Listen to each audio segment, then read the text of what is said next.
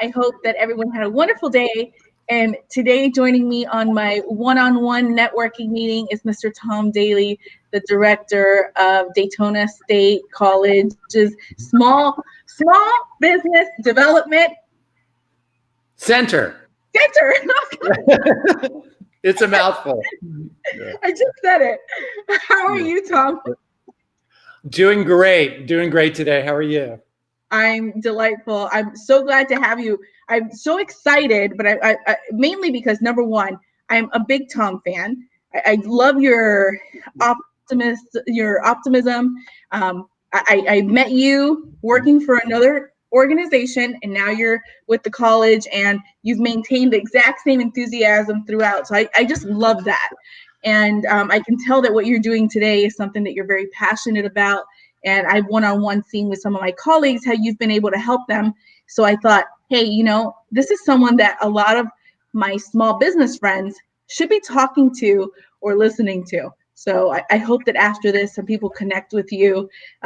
If any of these one-on-ones are important, I kind of feel like this is very much at the top of the list. So thank you so much for taking the time.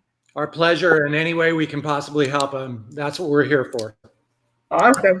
How are you guys coping at home? You're working from home, and you have been, right? Yeah, we are. So while the SBDC is a huge organization nationwide, here in Volusia, it's just Kathy Craven and me. And obviously the college shut down, and we really didn't miss a beat because through what we do, most of kind of like the way you and I are talking right now, that's really what we defaulted to with our clients. So we do a lot of webinars, a lot of web meetings. Kathy works from her home. We're able to handle the incoming phone calls remotely and via email. And really, it's not a problem. We miss that personal touch, of course. It's really odd not to do that. But really, it really hasn't affected us in any way. If anything, losing about an hour of commute time just means you work more. So more productive, I guess. That is true. You can definitely look at it that way. I can see you being that kind of guy. Yeah. So tell me specifically, what is your role? Sure. So the SBDC, and it is a mouthful, we are a consulting entity. So we help literally small businesses in many different ways. So a lot of that's consultation. A lot of that is strategic planning, marketing planning. Even people trying to get into a new business, we help them with business plans.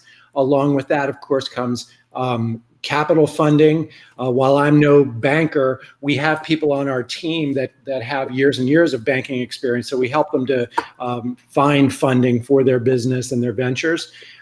We do a lot of research. So I have access to a lot of very expensive databases, heavy research sites. And because I have access to that, that means all of our clients have access to that without the investment. So we do a lot of that. So it's a lot of consulting, a lot of coaching. As you know, my background is marketing and sales, and a lot of folks need that. So we help them with their direct marketing, their direct sales pitches, social media marketing, their own websites, helping them to build them to be more effective. So it's really kind of a jack of all trades. And since I was a former business owner and I've run very large companies before, at this stage in my career, it's kind of nice to not have to slay the dragon myself. But what's really cool is I get to channel surf. So I'm involved in many different businesses throughout the day and throughout the week. And it's exciting to see just what our entrepreneurs are doing and how effective they are. And, their energy kind of gets me more jazzed. That's awesome. So who qualifies to work with the program? So it's really anybody that's a small business, and small business is kind of a rough number. It's from, hey, I have an idea, I think I'd like to maybe go into business, to even companies that are 10 or 20 million, so long as they're kind of localized and still operate like a small business. So we avoid working with like Fortune 500 companies. They really have their own support system. It's really anybody locally that is running a small business, is really trying to reach out to clients. So it's anybody. And a lot of people say, wow, that's a lot that you have out there. How much is that going to cost? Well, my rates are very reasonable, $0. So working with us, that is your tax dollars have paid for us, because we're funded in large part by the SBA and also by the college system. In our case, in Volusia, it's Daytona State College. So all of those are available to anybody. The real funny thing is that the SBDC is a pretty well-kept secret. When I was a business owner up in North Carolina, I never knew about the SBDC. And had I known, I would have taken full advantage of all the resources that were out there. But it's just not that widely known. So we really depend on, I guess, like platforms like this, and just like our leads group that you and I are both in, to really kind of spread the word by word of mouth. It's really the best advertising for us. Yeah, I was shocked when you got it. Now we met. You were working with another company, and then you made this move, which I think is great, and like I said, suits you very well.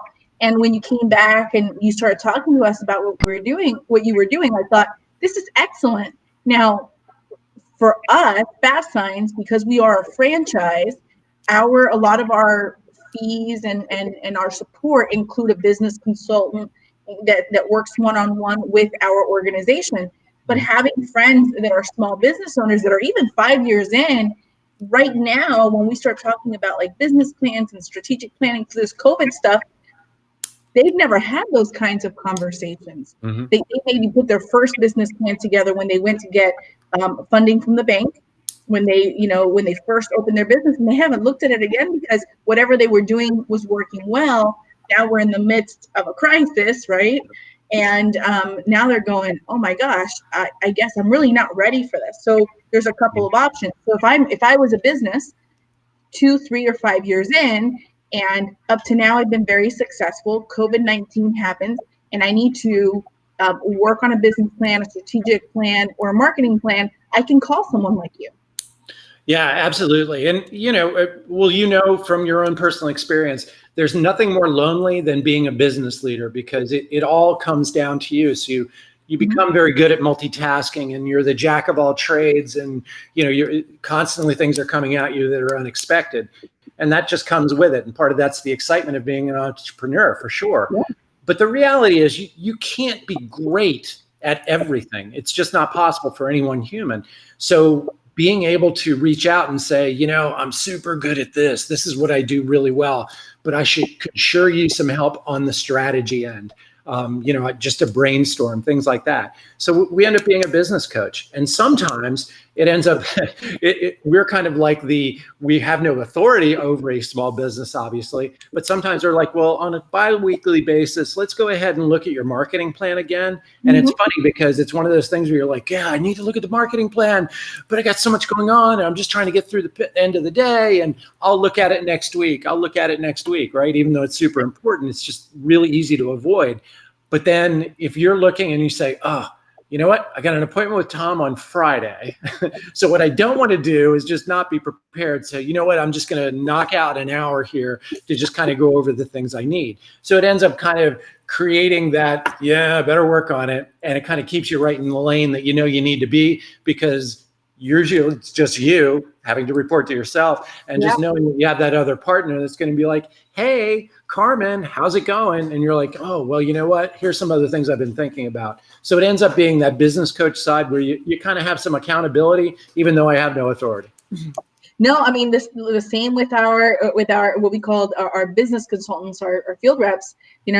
She has no authority, but I know that when she's going to come to my center, that there's a ton of things that we talked about in the last meeting, and they can't all be done in one day. So I know that meeting's coming, and I've told her, hey, hold me accountable. I want you to tell me when I'm not doing stuff, because the success of my business is important to me, and like it's important to you. So if you're working with a business with a small business, they're under your wing, so you're going to give them all the information that you need to make sure that they're successful.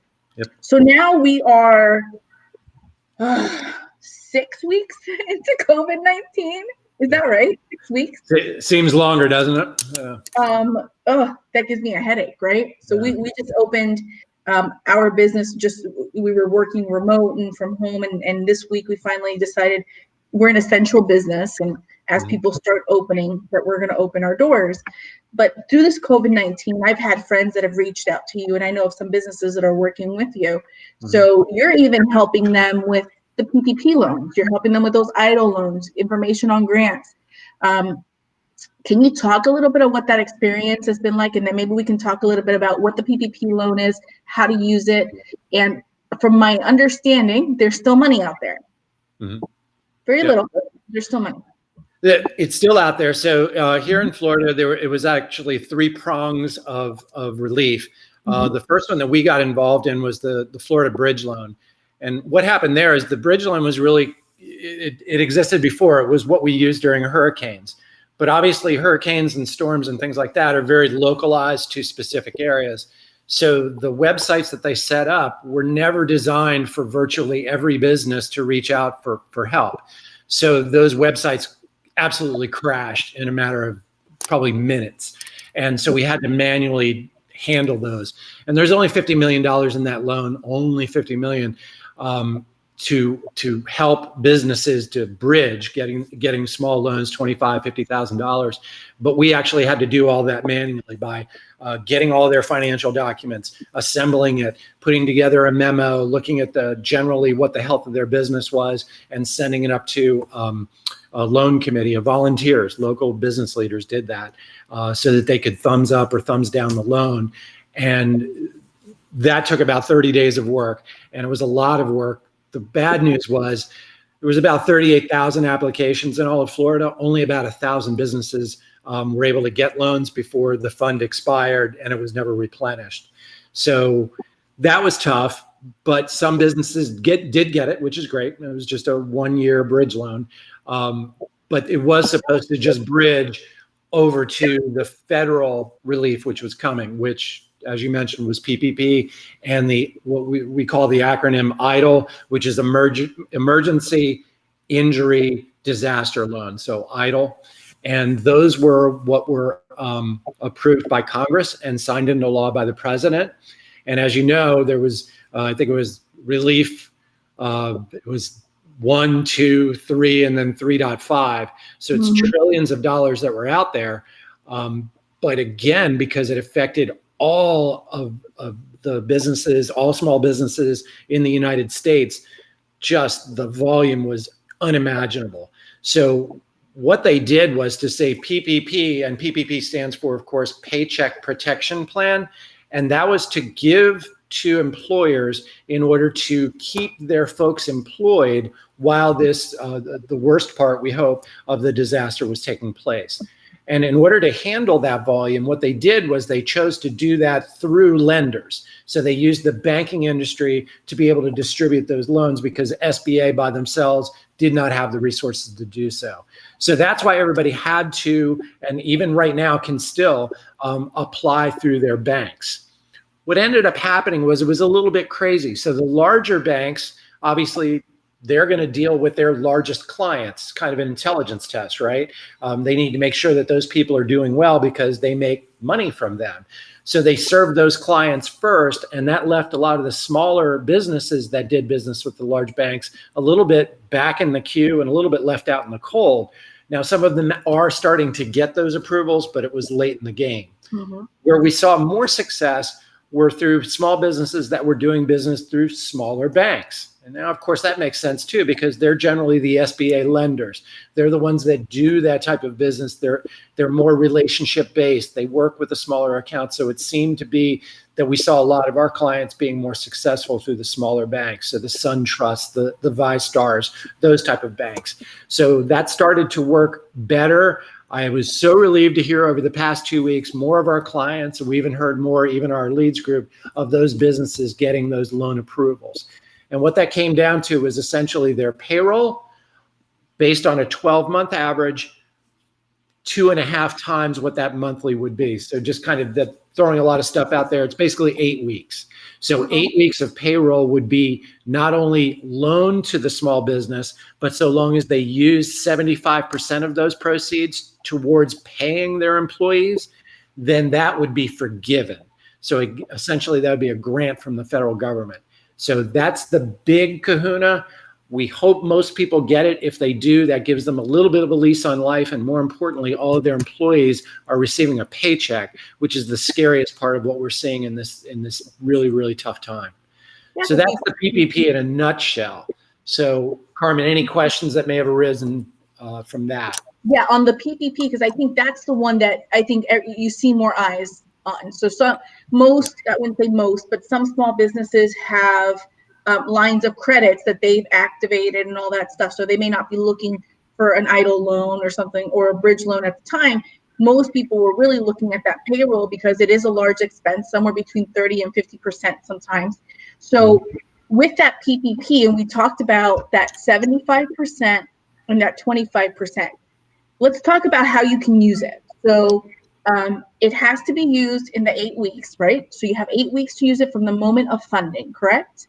Correct. So the clock starts from the time that you receive your proceeds. And again, I have to do the disclaimer that I'm not an accountant. I just play one on TV. So I can give you the upside, but what we always say is whatever I'm telling you, I get only directly through the SBA. I try not to listen to the news because there's too many moving parts there.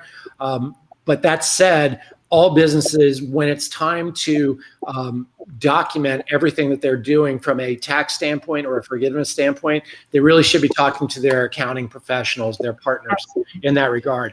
But yes, it's exactly that. So let's say just in round numbers, you have a $10,000 payroll on a monthly basis, right?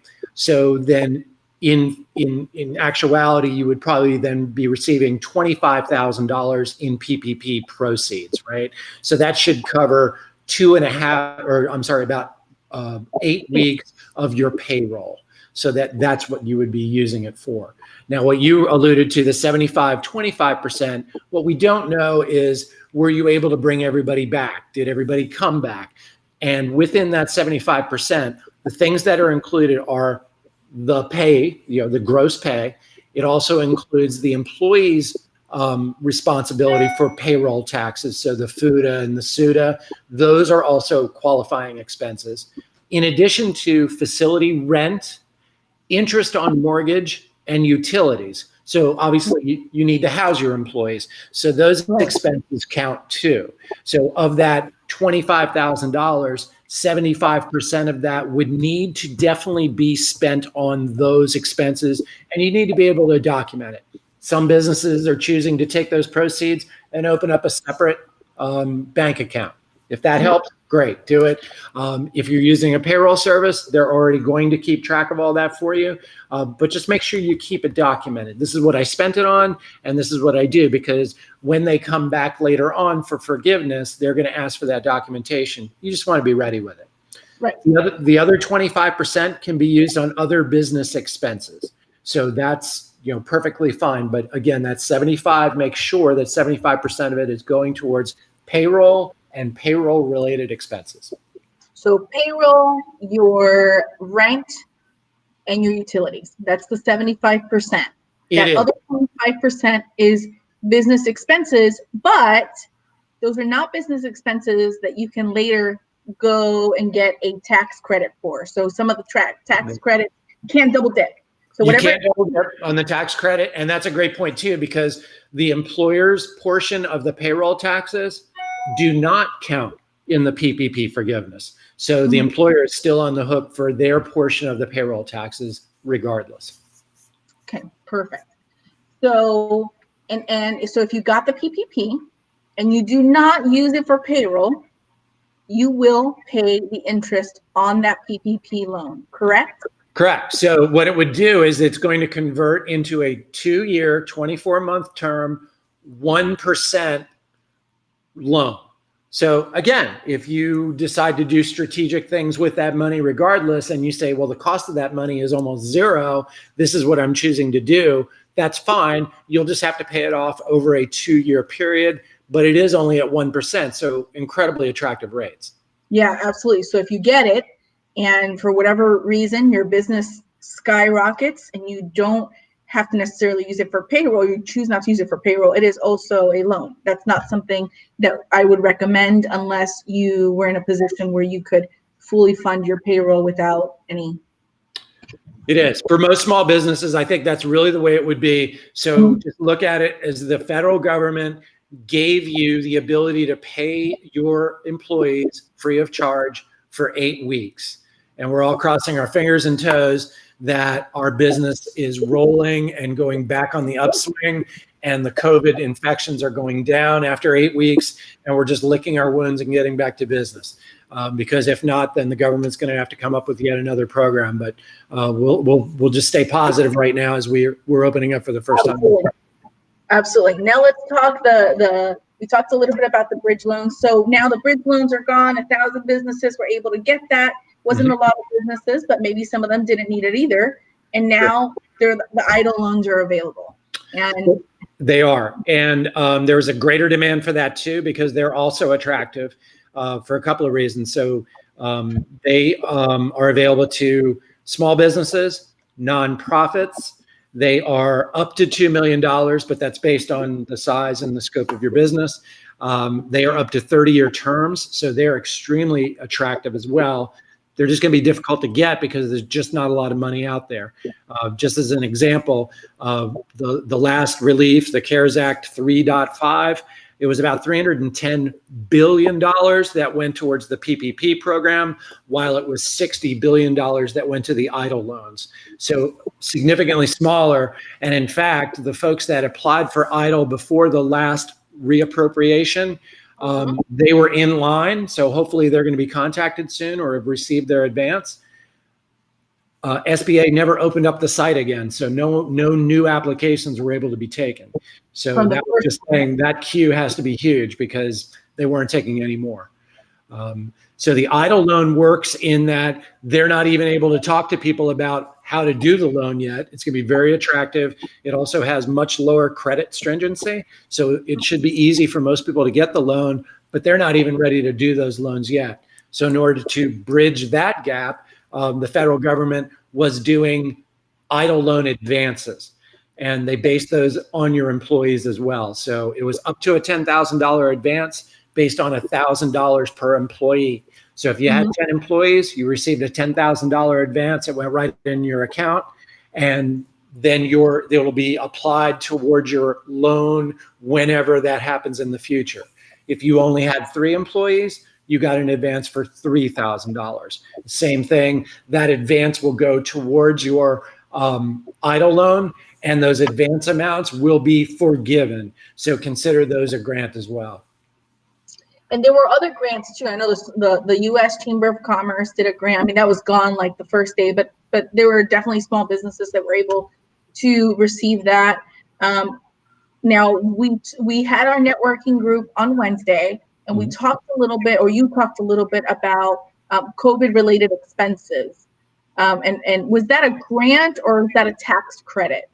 So that's what's coming out, and I'm kind of jumping the gun a little bit, and I don't know the details, but this is just kind of a teaser because I know that the Volusia County Council approved it yesterday. I got an email from Helga Van Eckert, who's the director of the Volusia Economic Development Council.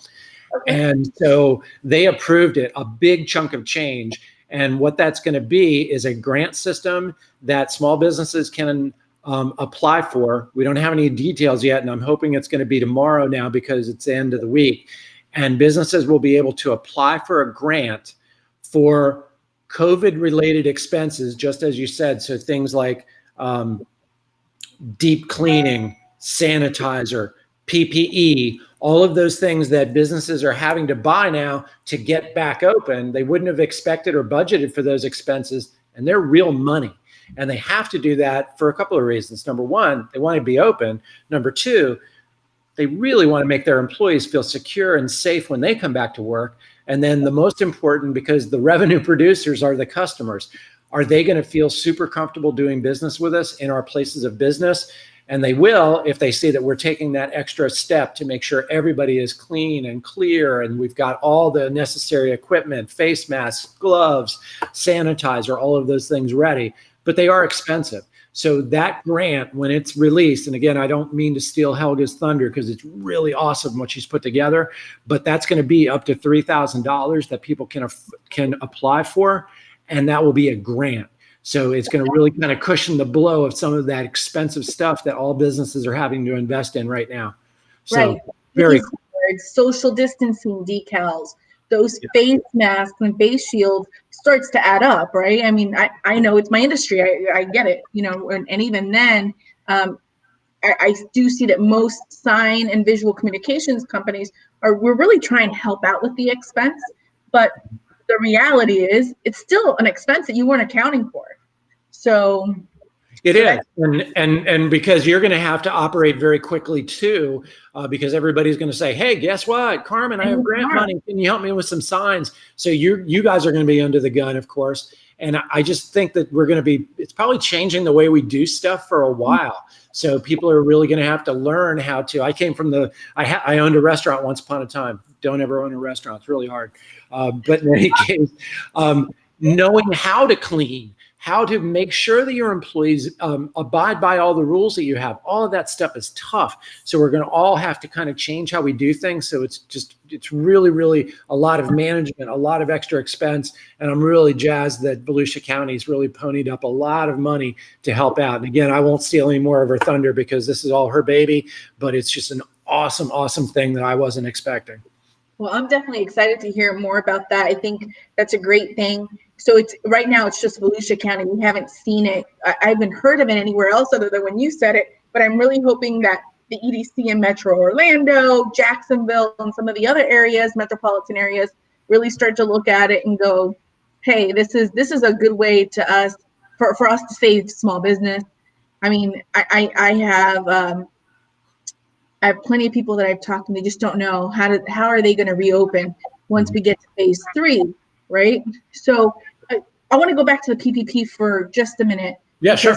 I think one of the business owners that I sent to you was in the service industry, so a massage therapist, and so I think a lot of times you think hairdresser, you think that they can't apply for these, but they can. Mm-hmm. They can apply for PPP and all that, right?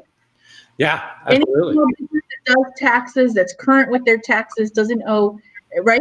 Correct? Yeah. All loans have contingents to that. It does. And one of the other things, and kind of a nuanced thing, there are certainly a lot of businesses that only operate on 1099 employees.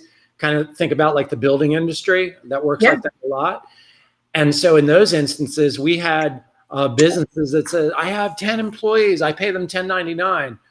It doesn't qualify because each one of those 1099 employees is treated as a separate business. So each one of those 1099 employees had to then go and apply for PPP. So interesting nuance there. But any service industry, yes, everybody, even if you have one employee, PPP, you want to apply for it for sure.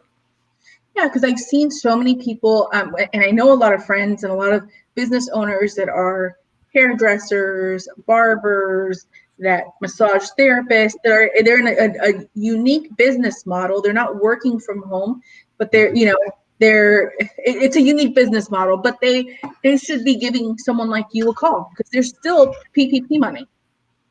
Yeah, there is. I mean, it hasn't run out that we've heard of. And we actually have heard of a couple of small lenders reaching out saying, hey, if anybody hasn't gotten success to their bank, send them our way. So it's a little cottage industry that, people are like trying to scoop it up as quickly as they can. I think that first wave was the big one. And I'm sure the money will run out. So I wouldn't dilly-dally if you haven't. But there seems to be still some available out there. So like I said, don't hesitate. And if you have any questions, that's what we're here for. If outside of this, because I know we're talking now, we spent a lot of time on COVID-19 stuff, but I just think you know so much information that it's good for us to talk about this. But I want to talk a little bit more about the program.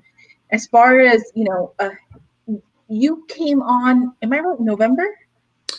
It's January. I've only been in this role 4 months. It's amazing. I know. It seems like forever, right? So, it's so natural for you. And again, you were networking with us through another company, so the time just kind of it meshes. It meshes. So I will say we missed you when you weren't there. That's for sure. You took a little bit of a break in between, and we definitely missed you. So with right now, kind of the majority of what you've done is COVID-19. So, but what really made, like, when you think about this role, your participation in a program like this, what do you say motivates you the most? Well, I mean, going back to it, because working with many different businesses is certainly it's a jazz for me. It's really, really cool. But what's important is that, small businesses, it's just tough running a small business. I mean, even prior to the crisis, I mean, it's just hard. I mean, there's just a lot of moving parts. The buck stops with you. All of the employee issues come to you. The customer issues elevate to you. It's just how it is. And at that same time, you got into the business to be strategic because you have your dream. So part of what I like to do is to say, let's reinsert the dream. And the modification to that right now is because all of us are having to rethink our business. So that's the strategic thing, just kind of going, okay, well, before I was okay doing some of this business over here that wasn't profitable because I thought I kind of needed to. Well, right now, as we kind of talk about your business, we're like, you know what? Let's kind of see what it would be like if you just eliminated that service, because you can't really do anything unprofitable right now. It just doesn't make any sense. And people are going to forgive you for it because they understand that you have to stay alive. So let's look at that. That said, things that you've dreamed about, maybe there's a different way to deliver your service or your product. How can we do that now? Is there a way to do it? Is there an adjunct service or product that might be totally related that all of a sudden has a new demand? Let's kind of explore that a little bit. How can you make yourself really super agile? Because, I'm not trying to throw a blanket on anything, but here we are going through this. We're kind of learning and moving through it and trying to survive. And we're right on the cusp of hurricane season, right? So what would be really smart was be like, okay, well, I'm going to make myself as agile as possible, knowing that, yes, something unexpected could happen, but how am I going to be ready for that? How do I make my business super resilient? And what do I do that maybe I shouldn't be doing? And I just kind of take that off of the table and let me examine everything. Everything is up for discussion. And then thinking about that, then I go back to the community thing and say, okay, well, is there a way for me to take some of my products and service? Is there another distribution method? Or do I have a partner that does something maybe completely different or maybe similar? And we could sort of partner so that we're still over serving the client and yet doing it from a profitable standpoint because we do things differently. And all of that stuff, I know it kind of makes your mind kind of blow up when you go like, wow, I need to be thinking about all of that. Well, yeah, you do, because honestly, some folks may not be able to make it through. And yet you're going to have all of these customers, and you can see it right now. Everybody's like, oh, I just want to go out to eat. I just want to get my hair done. I want to do, the things I like to do before. So the demand's going to be pent up. And we're going to have people that are going to be like, wow, I love going to do business with you because you keep your place safe. You have a different take. You are trying different things. I kind of like your business that way. So it's going to be really super important to solidify those customer relationships. And that's where our follow on is, during this time when we have a little bit of downtime, looking at how you're on social media. How are you communicating? Are you just kind of throwing up posts because you have a cool looking picture? Or do you have a message that you're continually sending out there that equals valuable content to your client that's kind of making them think of you as a thought leader? Do you have a website that makes it super easy for people to go, yep, call? Because at the end of the day, even if the website's pretty, but people are like, let me go to the next hit on the Google search, fail, right? So this is the time to kind of look at your outreach. What do you look like? Because everybody wants to do business with the coolest business on the block, right? With the coolest employees. Be that business and make everybody know that you're that business. So blow your own horn, have a unique take, make sure that people know that you're doing the cool stuff you're doing. Yeah, absolutely. So, and you talked a little bit about community, and I know that the program is very involved with community. Obviously, you guys are a part of the Daytona Regional Chamber of Commerce, very active there. What's the position of Daytona State and providing this program and being involved in the community? I know right now networking and all that community service stuff and community is kind of on hold, right? But it's still really important. I mean, it was important before we did this. It's why we're doing these networking videos and live chats, and it will be back, and hopefully we'll all be back in the same room very soon. So what's the Daytona State's and the SBDC's position on that? Well, it's a great topic you bring up, because Daytona State is an interesting entity. All of us know it, and we know that it's like this shining, great diamond of our group, but most people outside the area don't exactly know what it does. And it's like super important because Daytona State at the end of the day creates more job ready, skilled workers than really any other outlet. That's what we do. We're for the local community, and we're educating people on skills that business need. And so they're having to kind of reinvent themselves to figure out how do we get those skills to them without classrooms for the time being. How do we bring in more people to the college that unfortunately have lost their jobs and have to come up with new skills, and yet they're super talented, but they have to come up with new training. So that's really the education conduit, because it's so business focused. And that's not taking anything away from our other colleges of higher learning. It's just that Daytona State is so job ready focused. It kind of really works hand in hand with kind of the tactical needs that all the businesses need. And from what I understand, tell me if I'm wrong, because we are, we've got the big private universities that have the big names, but I don't know what the percentage is, but what I understand is that a lot more Daytona State College graduates stay here and work here and pour right back into the community. And that's really something to be proud of when you've got, is it 5 other universities here? Mm-hmm. This is a university town. I mean, it is, and it's fantastic. And obviously, with a lot of the things we do, we actually work with the other colleges too, with their entrepreneurial programs and that sort of thing. But yeah, it is. And what it's come up with, and your question is a good one. It's one that kind of used Helga's name in vain, but I've been talking with the other ones. We have so many resources in Volusia County. So you think about the CEO Alliance, Team Volusia, Daytona State College, SBDC, the VEDC.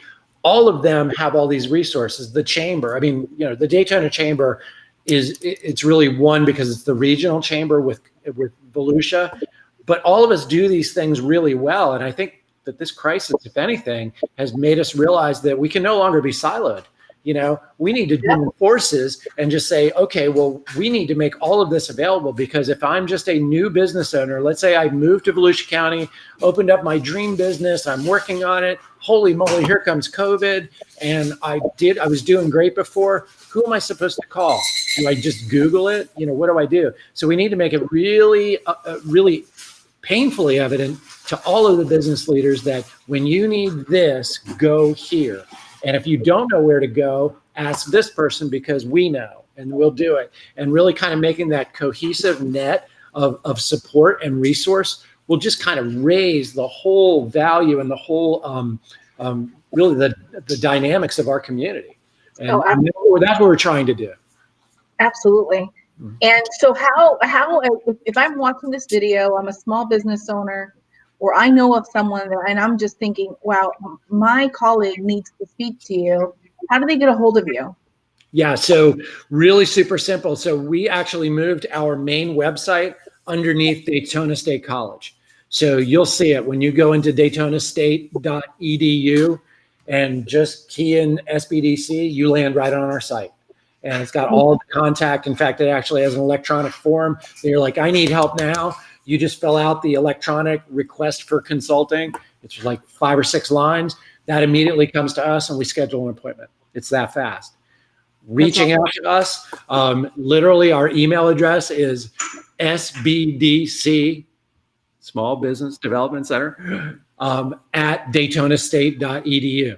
So literally it's that. And Kathy gets that immediately. And we then reach right back out to you and just say, what do you need? And if it's just a simple, I just need this piece of information, we send it to you. If it's, hey, I want to meet with somebody, we set up the interview right there and then. And the most important thing is it's already funded, it's free, and it can elevate your business. Right now, where a lot of people feel like they're spending a lot of time working in their business and not on their business, it's a really good time to talk to a consultant for free. It's funded. It's right here in Volusia County. We want to see small business succeed. When we first opened the business here, somebody said, what did they say? Something like, why would you open a business in Volusia County? And I thought, now granted, we were from Orange County, a more metropolitan area. And at first I was very scared. And then as I've been here, now we're going into our 3rd year.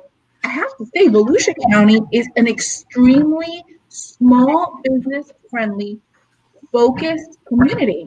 I mean, Yeah. now thinking about it, I'm like, I can't believe that anyone didn't own a business here and didn't know that.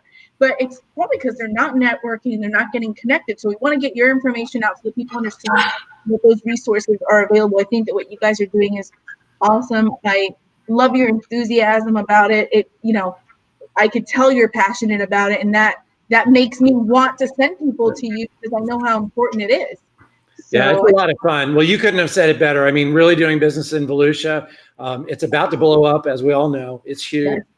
It's great to live here, right? And it's just a lot of fun here. But it is about community. So, reach out. Don't hesitate. Just say, instead of saying, I'll do it next week, do it now. do it now. Yep. It's so important. I think we need to hold each other accountable as business people too. I'm a big believer that you should surround yourself with people that are like-minded, which is why I love our leads group, because I love being around the table and hearing everybody's wins. Yeah, and even hearing right now, I think the perspective is hearing even some of the losses or some of the challenges. I feel like we're all learning so much, and we're going to be so much better when this is done. Yeah. So I just, like I said, I know some of the people that are working with you, so I could rave and rave and rave. What is your COVID-19 life lesson? My life lesson is, well, it's probably twofold. Number one, never stop learning, right? Because every day I'm learning new things. Number two, reinvent. So even if you were good today, make a better version of yourself tomorrow. And that means your business. Absolutely. And personal, any COVID-19 lessons from a personal perspective? I owning a restaurant, and anybody else I was a bit of a germaphobe anyway. And whenever I hear anybody just kind of whining, I'm just like, stop whining. I mean, just knock it off. I mean, we're talking about, it's not that hard. Just be very safe. Don't be stupid, just like you wouldn't with your business. Don't be dumb about your social interaction or about how you take care of your own hygiene. Not that hard, folks. It's easy. Just do it. Yeah, wash your hands. Wash your hands, wash your hands. Thank you so much. I appreciate you. I can't wait till we're in the same room again and just sharing so much, because I know you're going to bring so much to the table to all of us in our leads group, and just I'm excited to continue to connect. And thank you from me, even though I have a business consultant through my franchise, but you've answered a lot of questions for me on this stuff. And I know that there's so many colleagues that I dearly care about that are working with you and are going to work with you. So thank you in advance for everything that you guys do. And give your team a high five through the screen from me. I will. Thank you so much. I really, really appreciate it. Awesome. You have a great night. Okay. Same to you, Carmen. Bye-bye. Bye.